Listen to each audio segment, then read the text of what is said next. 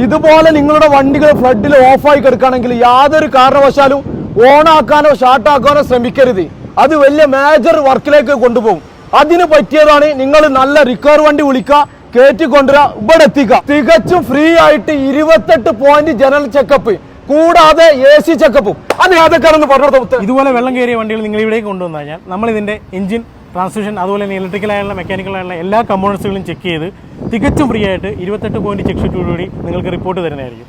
നിങ്ങളിപ്പോൾ വെള്ളം കയറിയ വണ്ടി നിങ്ങൾ തന്നെ സ്റ്റാർട്ടാക്കാൻ ശ്രമിച്ചാൽ ഇതിനകത്തുള്ള ഇലക്ട്രിക്കൽ കമ്പോണൻസിലെല്ലാം വെള്ളം കയറിയിട്ടുണ്ടാവും, എഞ്ചിനകത്ത് വെള്ളം കയറിയിട്ടുണ്ടാവാം, ഗിയർ ബോക്സിനകത്ത് വെള്ളം കയറിയിട്ടുണ്ടാവും. ഇതിപ്പോൾ നിങ്ങൾ സ്റ്റാർട്ട് ചെയ്ത് കഴിഞ്ഞാൽ ഇതെല്ലാം നശിക്കാൻ സാധ്യതയുണ്ട്. നിങ്ങൾ ഇവിടെ കൊണ്ടുവന്നു കഴിഞ്ഞാൽ നമ്മുടെ എക്സ്പെർട്ട് ആയിട്ടുള്ള ടീമിൽ ഇതെല്ലാം ചെക്ക് ചെയ്ത് നിങ്ങൾക്ക് ഏറ്റവും ഫീസിബിൾ ആയിട്ടുള്ള റേറ്റ്. നിങ്ങളുടെ അറിവിൽ നിങ്ങളുടെ സുഹൃത്തുക്കളെ വണ്ടികളൊക്കെ ഇതേപോലെ വെള്ളത്തിൽ കിടക്കുകയാണെങ്കിൽ നിർബന്ധമായിട്ട് ഈ വീഡിയോ എത്തിച്ചു കൊടുക്കണം. അത് മാത്രമല്ല അവരെ മെക്കാനിക്ക് എടുത്ത് പറയേണ്ടത് ഏത് വണ്ടിയും അതിന് പറ്റിയ ഡോക്ടർമാർ പറഞ്ഞിട്ടുണ്ട്. എക്സ്പീരിയൻസ്ഡ് ആയിട്ടുള്ള ടെക്നീഷ്യൻസാണ് നമുക്കിവിടെ ഉള്ളത്. നമ്മളിപ്പം